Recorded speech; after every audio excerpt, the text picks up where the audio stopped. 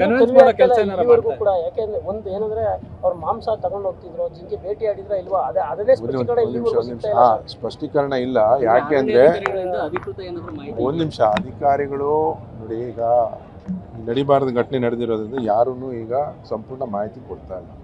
ಯಾಕಂದ್ರೆ ಅವ್ರು ಹೇಳ್ತಾ ಇರೋದು ಏನಂದ್ರೆ ನಾವು ಅವರು ದನಗಾಯಿಗಳು ಬೇಟೆಗಾರರಲ್ಲ ಅಂತ ಗೊಂದಲ ಇದೆ ಸರ್. ಈಗ ಅಲ್ಲಿ ಹೋಗಿದ್ದು ಏನಕ್ಕೆ ಅಂತ ಏನು ನೋಡಿ, ಇದು ನಾವು ಏನಾಗಿದೆ ಹನೂರು ಕ್ಷೇತ್ರ ಒಂದು ರೀತಿ ನನ್ನ ಪ್ರಕಾರ ಈ ರಾಜ್ಯದಲ್ಲೇ ವಿಭಿನ್ನವಾದ ಕ್ಷೇತ್ರ.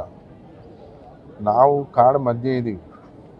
ಏನು ಬೇರೆಲ್ಲ ಕ್ಷೇತ್ರಗಳು ಈಗ ಕೊಳ್ಳೇಗಾಲ ಇರ್ಬೋದು, ಚಾಮರಾಜನಗರ ಇರ್ಬೋದು, ಗುಂಡ್ಲುಪೇಟೆ ಇರ್ಬೋದು, ಕೋಟೆ ಇರ್ಬೋದು, ನಂಜನಗೂಡು ಇರ್ಬೋದು, ಮೈಸೂರು ಇರ್ಬೋದು, ಮತ್ತು ಮುಂದೆ ಹುಣಸೂರು, ಪಿರಿಯಾಪಟ್ಟಣ, ಇವೆಲ್ಲ ಈ ಕಾಡು ಯಾವ ಕಡೆ ಇದೆಯಪ್ಪ? ಒಂದು ಭಾಗಕ್ಕಿದೆ, ಇಲ್ಲ ಪಶ್ಚಿಮಕ್ಕಿದೆ, ಇಲ್ಲ ದಕ್ಷಿಣಕ್ಕಿದೆ. ಈ ನಮ್ಮ ಹನೂರು ಕ್ಷೇತ್ರ ಈ ಒಳಗೆ ಬಂದುಬಿಟ್ರೆ ಪೂರ್ತಿ ಕಾಡೆ. ಎಲ್ಲ ಒಂದು ರೀತಿ ಜನರು ಅದರಲ್ಲೇ ವಾಸಿಸ್ತವ್ರೆ, ಪ್ರಾಣಿಗಳು ಅಲ್ಲೇ ವಾಸಿಸ್ತವೆ. ಇದೊಂಥರ ಇದು ನಿರಂತರ ಇದು. ಬಹುಶಃ ಸಚಿವ ರಾಮಲಿಂಗ ರೆಡ್ಡಿ ಕೂಡ 4 ಬ್ಯಾಗ್ ಮಾಂಸ ತಗೊಂಡು ಹೋಗ್ತಿದ್ರು ಅಂತ ಹೇಳಿದ್ದಾರೆ. ನೋಡಿ ಅದೆಲ್ಲ ನಾನು ಅದನ್ನು ಹೇಳಲಿಕ್ಕೆ ಹೋಗಲ್ಲ. ಈಗ ಅನ್ಲೆಸ್ ಅಂಡ್ ಅಂಟಿಲ್ ಎನ್ಕ್ವೈರ್ ಆಗಿ ಅದು ಪ್ರೂವ್ ಆಗೋವರೆಗೂ ನಾನು ಹೇಳಲಿಕ್ಕೆ ಹೋಗಲ್ಲ. ದಯವಿಟ್ಟು ಅದು ವಿಷಯ ನನಗೆ ಬಂದಿರೋ ಮಾಹಿತಿ ಅದು. ಯಾಕೆಂದರೆ ಇನ್ನೂ ಅವರು ಏನು ನಮಗೆ ಅಟ್ಯಾಕ್ ಮಾಡೋಕ್ಕೆ ಬಂದು ನಾವು ಮಾಡಿದ್ವಿ ಅಂತೇಳಿ ಅಧಿಕಾರಿಗಳು ಹೇಳಿದ್ದಾರೆ ವಿನಃ, ಬಟ್ ನನಗಿದ್ದು ಯಾವುದೂ ಮಾಹಿತಿ ಇಲ್ಲ. ವಿಷಯ ಹೇಳಿ.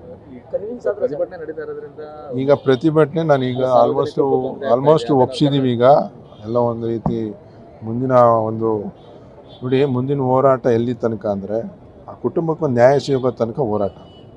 ಈಗೇನು ಹೇಳಿದ್ದೀವಿ, ಈಗ ನಾವು ಯಾರು ನೆಕ್ಸ್ಟ್ ಆ ಕುಟುಂಬಕ್ಕೆ ನ್ಯಾಯ ಕೊಡಿಸೋದಕ್ಕೆ ಏನು ಮಾಡಬೇಕು ಅದು ಮಾಡಲೇಬೇಕು. ಯಾಕಂದರೆ ಆ ಕೆಲಸನ ನಾವೆಲ್ಲರೂ ಸೇರಿ ಮಾಡಬೇಕಾಗತ್ತೆ. ಬಹುಶಃ ಅದು ಎಲ್ಲರೂ ಜವಾಬ್ದಾರಿ, ನಿಮ್ಮದು ಜವಾಬ್ದಾರಿ ಇದೆ, ನಮ್ಮದು ಇದೆ, ಎಲ್ಲ ಸಂಘಟನೆಗಳವರು. ಬಹುಶಃ ನಾವೆಲ್ಲ ಇವತ್ತೇನು ಈ ಒಂದು ಅಮಾನೀಯವಾಗಿ ಆಗಿರ್ತಕ್ಕಂಥ ಒಂದು ಘಟನೆಗೆ ಸಾಕ್ಷಿಯಾಗಿದ್ದೀವಿ. ಬಟ್ ಮುಂದಿನ ದಿನಗಳಲ್ಲಿ ಅವ್ರಿಗೆ ನ್ಯಾಯ ಸಿಗುವವರೆಗೂ ನಾವೆಲ್ಲ ಜೊತೆಯಲ್ಲಿ ಇರಬೇಕಾಗುತ್ತೆ ಅನ್ನೋ ಮಾತು ಸಂದರ್ಭ. ಸೋಮವಾರ ಮಾತಾಡ್ತೀನಿ ಅಂದಿದ್ದಾರೆ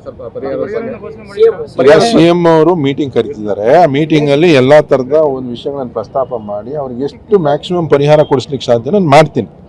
ಇದಂತೂ ಸತ್ಯ. ಟೆಕ್ನಿಕಲ್ ಸಮಸ್ಯೆ ಇದೆ ಸರ್, ಅದೆಲ್ಲ ಇದಾವೆ ಕೆಲವೆಲ್ಲ. ಅದು ಮುಖ್ಯಮಂತ್ರಿಗಳು ವಿವೇಚನೆಗೆ ಬಿಟ್ಟಿರ್ತಕ್ಕಂಥದ್ದು.